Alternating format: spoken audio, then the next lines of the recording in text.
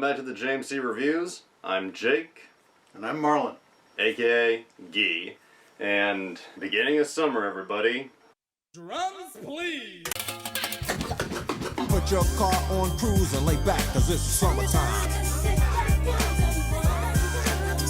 To start out the time of year of vacationing and beach going, we're going to be reviewing Piranha II, The Spawning. A super breed of killer fish, Piranha II. Now you are not safe out of the water. A few years ago, me and Guy reviewed the first Piranha movie from 1978, directed by Joe Dante, best known for Gremlins. It was a well-made and pretty self-aware of how ridiculous it was parody of Jaws, to the point that even Steven Spielberg loved it. And I think you enjoyed it. It was better than I had ever suspected it would be. Praise from Caesar. And it ended on a kinda cliffhanger note, leaving it uncertain if the piranha, who were genetically engineered to survive in both salt and fresh water, had survived and where they would go from there. There's nothing left to fear. 3 years later, in 1981, a sequel was made, and while also a B-movie exploitation film, was not quite as well received and doesn't consider to be up to the same quality as the first one. We'll have a nice dinner. We'll cruise around the bay for a while. Maybe get a little stoned. I don't know. Have you ever made it with two girls? It's a date. Good. We're docked up at the point. Producers Jeff Scheckman and Chaco Van Leeuwen began work on a sequel to Piranha to ride after the success. Roger Corman was not really interested in producing a sequel, choosing instead to focus on another Killers from the Deep movie, Humanoids from the Deep.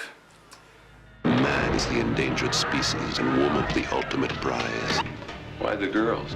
These creatures are driven to mate in order to further develop their incredible evolution.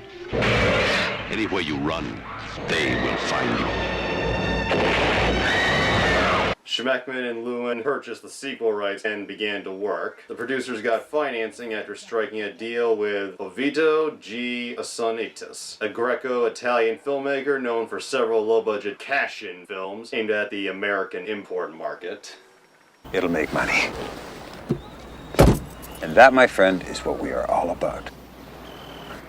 Joe Dante, who was busy making his werewolf film The Howling, was unavailable to return, so the producers approached Dante's former colleague, Miller Drake, to direct. Drake toyed with the idea of bringing back Kevin McCarthy as Dr. Hoke, which I'm not really sure how that would have worked out because Dr. Hoke was pretty chewed up beyond repair in the first film. He also considered bringing back Barbara Steele as Dr. Mengers. Steele and McCarthy were unavailable to return, so they had to start with a completely fresh story, not bringing back any characters from the first film. What the hell is going on around here? Who the hell are you people? James Cameron, who had been best known for doing special effects for Roger Corman at the time, was hired to be the special effects director, and then Assonitis decided to fire Miller Drake, to which James Cameron was bumped up to director, making this the very first film for the iconic director of The Terminator, Titanic, and Avatar. Well, things are looking up.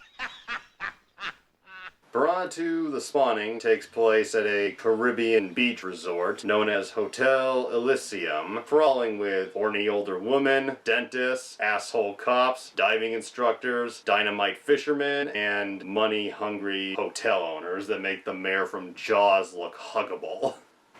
You're sticking a red-hot poker up my ass. It's my advice for you to stop all of the water activity. And you're fired. And I could use your suite, so please vacate by tomorrow morning. The main characters are Annie Kimbrough, played by Tricia O'Neill, a diving instructor who, along with a tourist named Tyler Sherman, played by Steve Marichuk, who as the film goes on we see has a bigger connection to the piranha than originally thought, investigate some mysterious deaths related to tourists in the area, all the while having to deal with Annie's estranged and not very likable husband, Steve Kimbrough, played by James Cameron regular Lance Henriksen. It all eventually culminates in the piranha attacking the guests at a big fish festival known as the Spawning. We have some new people with us today. Perhaps you'd like to explain something about the spawning for their benefit. It's an excuse to get drunk and rowdy, basically. And the piranha in Piranha 2 have an ability that they did not have in the first film. They can fucking fly now.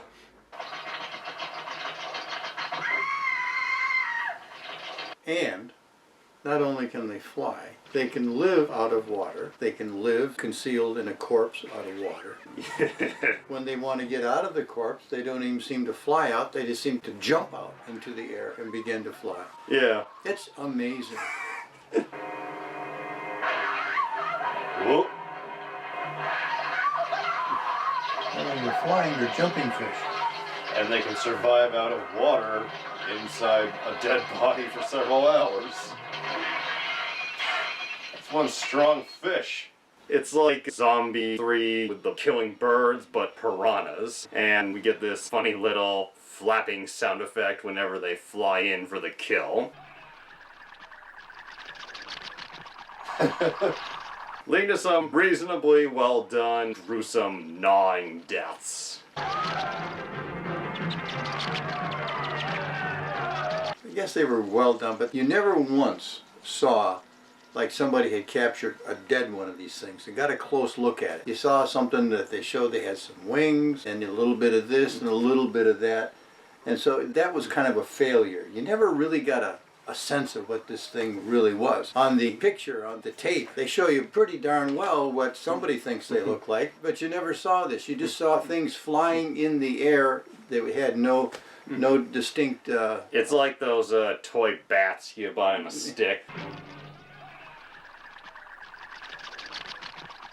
And, you know, it's 1980s, and it isn't current effects abilities and all that kind of thing, but they could have done better in that. Yeah, there's one big criticism, like there's a lot, but there's one big criticism to give the special effects. It's very night-based, which makes it hard to make out a lot of what's going on. Yeah, we watched it on a VHS tape. Now, yeah, I don't know. very clearly. I don't know when it was shown in the theater if it had better effects, but when it was night, it was just a light showing in the middle of the night, every once in a while shining up against the ship or something else you see underwater. And we spend a lot of time looking at dark footage.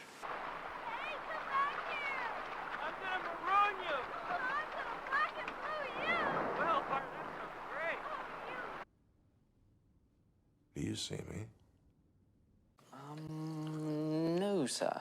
And then the film comes to a big, I suppose, climax where Annie and Tyler swim down to this sunken ship that was owned by the Army, which is where the piranha came from for this film. Personally, I think it would have just been better if they had swam down from the beach resort in the first movie. Would have tied it in better. Yes. We spliced in genes from different species to create the ultimate killer organism that could live in all environments. Although to be fair, they do briefly acknowledge where they came from in the first movie. They've been engineered to do this and do that, but boy, they weren't flying in the first movie. I didn't know you could fly! Fly? Annie and Tyler take some bombs down to the boat. Steve arrives and rescues him and Annie's son, who came in early in the film and then just kind of went off to go on his own little romantic fishing adventure. Steve rescues the kid. Annie and Tyler get the bombs planted. Tyler gets eaten. Annie takes advantage of the extra minute, gets out just in time, and in a moment that is reminiscent of the first film, she escapes with her life by grabbing onto a boat anchor, which kind of reminds me of Bradford Dillming being pulled through the water at the end of the first one. Yes.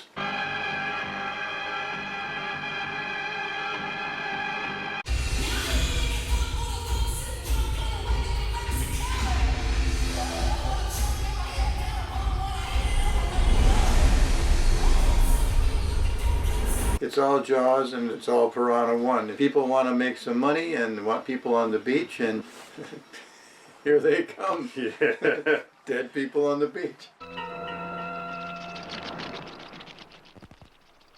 The heroine survives and it cuts to red. Not sure if that means that they're all gonna die, but who knows. Maybe all the piranha were blown up. Every one of them.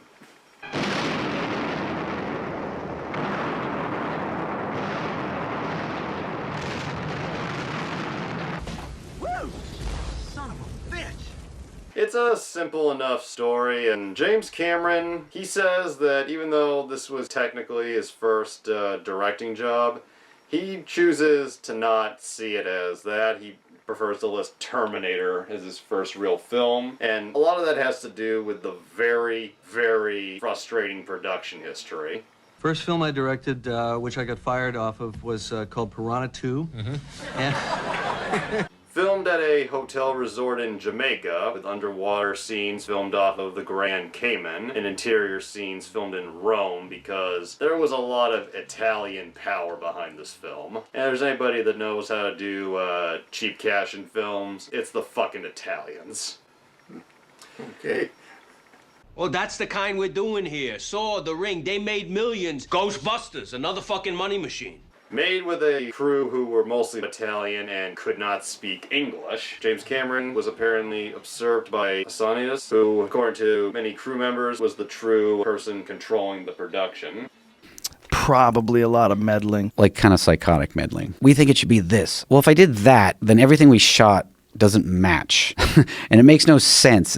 According to James Cameron, he directed the film for about a week before Sonitas really took over and started to just shoot down any creative ideas he had. He also claims that by the end of 2.5 weeks of shooting, Sonitas fired him and took over as director, although some sources claim it was actually after only a couple of days. Bastard! Douchebag! James Cameron retained directing credit because contractually they had to use an American name for selling the film. It's in the opinion of most Italian filmmakers, even when they're making the films, USA sells. America, fuck yeah, coming again to save the motherfucking day, yeah. Lance Henriksen called the production the most tiring experience of his career. For example, at the climax, the inclusion of Henriksen flying a helicopter was pretty last minute, and they actually used a helicopter that was used by the local police to bust drug dealers. And while they were filming, a boat snuck right under the helicopter, causing the pilot to have to pull up really fast, which then made Cameron drop his camera they were filming with into the sea. God damn it. Gary? Both Cameron and Henriksen claim they were lucky to survive the incident. Yes. That was way too close. We are not doing that again. One other production incident that really sticks out is the filming of the morgue scene, where Annie and Tyler break into a morgue, showing that just like the protagonists in the first film, they don't respect signs that say "do not enter." What are you doing? This is illegal. Now we're breaking and entering. What did you expect me to do? Beam you in? They yank out a corpse, take pictures, get busted by a nurse, who then gets mauled by the piranha that was apparently laying dormant inside the dead body for who knows how many hours. They actually filmed this scene in a real morgue, and James Cameron says this is one of the few scenes that he had complete control over creatively. When they rented out this morgue, the deal was it was supposed to be empty so they could set everything up, but when they arrived, they found on the tables 3 dead bodies. One of them was a little girl, and the other was a body that had been sliced open for autopsy. And during a lunch break in filming, hearse drivers arrived to collect the bodies, and as they were moving the one that had been sliced open, they actually dropped it by accident, causing real gallons of blood to spill everywhere. Oh boy. Go get it. What island was this? They were filming in Jamaica. I love Jamaica, and Jamaica loves me. Maybe I won't go to one of their special resorts. It seems a little touch and go for medical people to work like that. James Cameron himself actually took responsibility for cleaning up all of the blood, the real dead blood, before he allowed any of his actors to come back into film, which was nice on his part, but god damn, man. Oh my god, I'm moving to catering after this. And according to James Cameron's biography, Dreaming Around by Christopher Hurd, Cameron was not allowed to see his footage or be involved in the editing process. He allegedly broke into the editing room in Rome to cut his own version. A sonidist caught him and recut it again. Cameron, in an interview with George Stroumboulopoulos, jokingly denied the story, calling it a hypothetical scenario, and then proceeded to describe how he would have broken in if he had actually done it. You know, like OJ. You write in the book, now picture this and keep in mind that this is Purely hypothetical. hypothetical. I know and I accept the fact that people are going to feel whatever way they're going to feel. You know, they're going to, you know, whatever. Yeah! The juice is loose! The juice is loose! The film was released, and because it was made on a low budget, it made a little bit of a profit, but not much, and Sonnius's plans to make a third Piranha film fell through.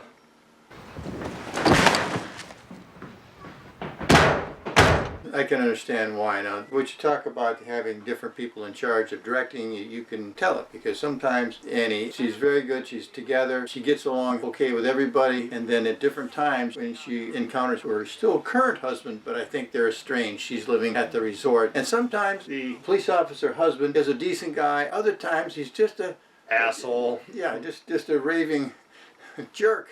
I don't want to hear any more of your cockamamie ideas. I want you to go home and sit on your hands. And the next time, lock your door.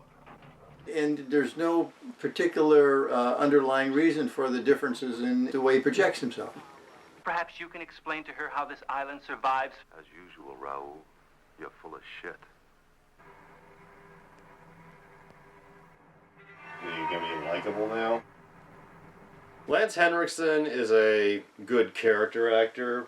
He's made a career out of usually playing villains, but he has played a few good guys, as he would later do in James Cameron's Aliens. I wouldn't say he's bad here. I mean, he's playing whatever he's been asked to play, but unfortunately the script doesn't make a lot of sense regarding his character. You have to fill in things for yourself, and it isn't like the script drags you through that. The script is kind of like, well, they must have, you know. It's basic to follow. The main problem, I think, with the characters is just there's no real time to develop or give them much personality, which is something the first Piranha did really well. Trish O'Neill, her character is not very complex, but she does do a good job. Sometimes she's a little strenuous, like they didn't really give her a lot of motivation, but she did the character well, and the ones that I think kind of fall flat are Steve Marichuk as Tyler. Well, there are a couple of scenes with him you think, okay, he's really going to develop into something here, and then the rest of the scenes seem to be pretty weak and watery, so. At the beginning, he's a little interesting, where he comes off like a kind of shady character who's putting very stalkery moves on Annie, but once we find out what he really is all about, he just becomes kind of flat. And then there's the son, Chris Kimbrough, played by Ricky G. Paul, who, they say it best at the beginning, he's weird. You think that's hysterically funny. No, it's Akira's Chrysler. Chris, you're a weird boy.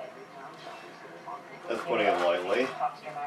They give him a strange persona. To my mind, the actor pulled off as reasonable a character as you could, given what he had to do.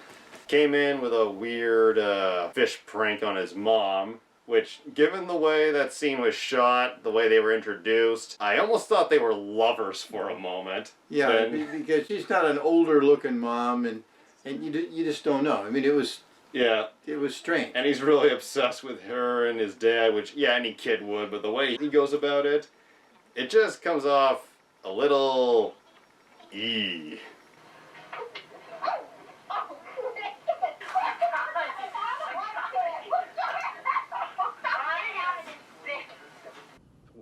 What are you saying? That I wanted to fuck my mother? It's Freud. Well, then Freud's a sick fuck, and you are too for bringing it up. There were a lot of good setup moments for the chaos when it happened, like the big spawning festival, like, we want fish, we want fish.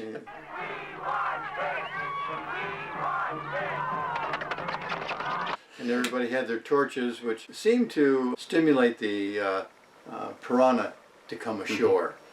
Or as they were coming ashore, go airborne.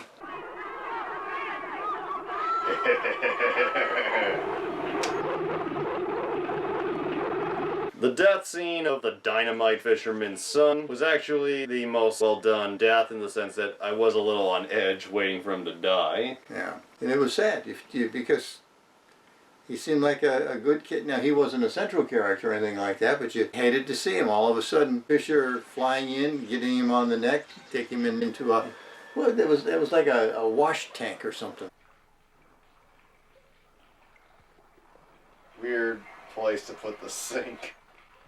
And his dad, his crying, did make it a genuinely sad moment. Yes. Then they kill the dad off pretty fast. But he did construct with a lot of what I would think fairly intricate electronic wiring and timing to get the underwater explosion bomb to go off, set by a timer.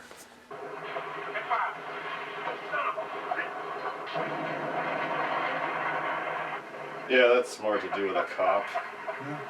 And just to be clear, the version that we're reviewing that's on VHS is the director's cut of the film. Even though Assanius came in and completely ruined Cameron's attempts to recut the film the way he wanted to, James Cameron eventually reached a deal with a distributor later on to release his version, and what I hear, it actually made a profit. Awesome! Righteous! From what I've been able to see, 9 minutes were cut from the original release, part of it being the opening scene, which had the two people we saw at the beginning on their boat. And this one just opens with them already underwater, where they swim into the boat, they take off their bathing suits, they even take off their scuba gear so they can fuck underwater, which, even if the piranha didn't show up, I think they were gonna die anyway. It's a little strong. How stupid can you get? How stupid do you want me to be? And even though he prefers not to acknowledge Piranha II as his first official directing credit, Cameron has lightened up to the film a little bit over the years, jokingly calling it the best flying killer piranha movie ever made. And he has said that it gets better halfway through if you watch it at the drive-in with a 6-pack of beer. That would have to help, yes. Yes, how? I know how. And then you do Titanic. So, and you win 2 Oscars. Everybody else that I was going to thank either got an Oscar or a nomination, so they're covered. The film was written by Charles H. Egley, billed here as H.A. Milton, who was the assistant director on the first Piranha, and would later go on to have a successful career in television, writing for TV shows such as Saint Elsewhere, The Shield, and Dexter. Yeah, all happy ones. This is the little hoe that gave up my block. She's just a kid. I know. The music was done by Stelvio Cipriani, making this one of the only films of Cameron's that was not scored by the late great James Horner or Brad Friedel. I think the music score is definitely one of the better parts of the film. It's got a good ocean horror feel to it. Yeah, it does. And mixed with the dark light, there's a certain creepiness to it, the combination of the two. And the Piranha, almost kind of redoing their swimming moments from the first film, do look pretty effective underwater. You can't make them out individually, but you know they're coming. Oh, they can ether metal now.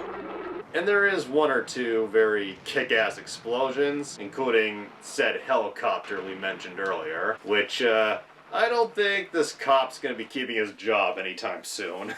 Yeah, that was funny. I gotta get to this boat so I can get the kids out of here, but I'm in this helicopter. All right, I'll just fly it over here and jump out of it. Yeah. I'm sure the police department's gonna appreciate that. Piranha 2: The Spawning is not as good as the first film, but like James Cameron said, it is enjoyable in a dumb kind of way. It is unique in that how often do you see a flying killer fish movie? And I'm glad we could watch it on this copy. This is the same copy that my old video store had, and when it went out of business, I got it. And it is a fun cover. It's a great cover. A little misleading, but fun. What's the first word that comes into your mind about commercials? Lies. Well, it works. James Cameron would go on to do many bigger things, many movies that we both enjoy very much, and I do think if you're in a mood to make fun of a bad movie, maybe get a few friends together, get a few drinks, and just sit back and laugh at the insanity.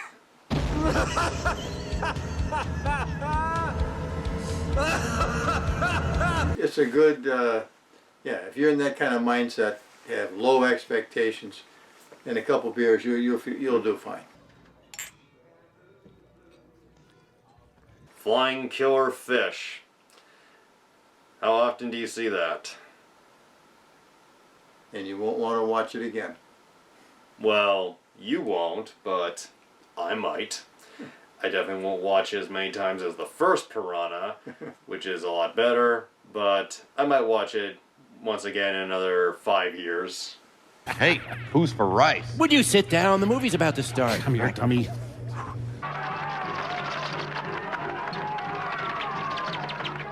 This movie looks kind of familiar, doesn't it?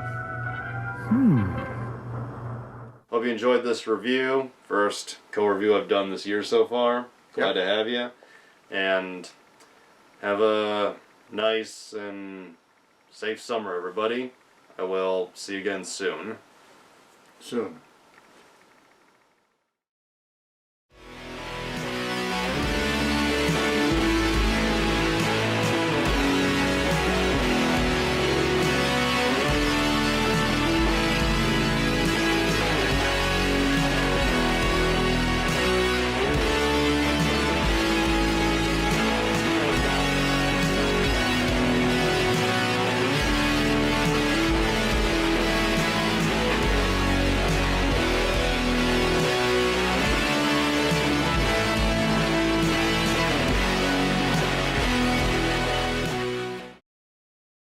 Can't go down. If I can get a picture. That's one small Speedo. About those things.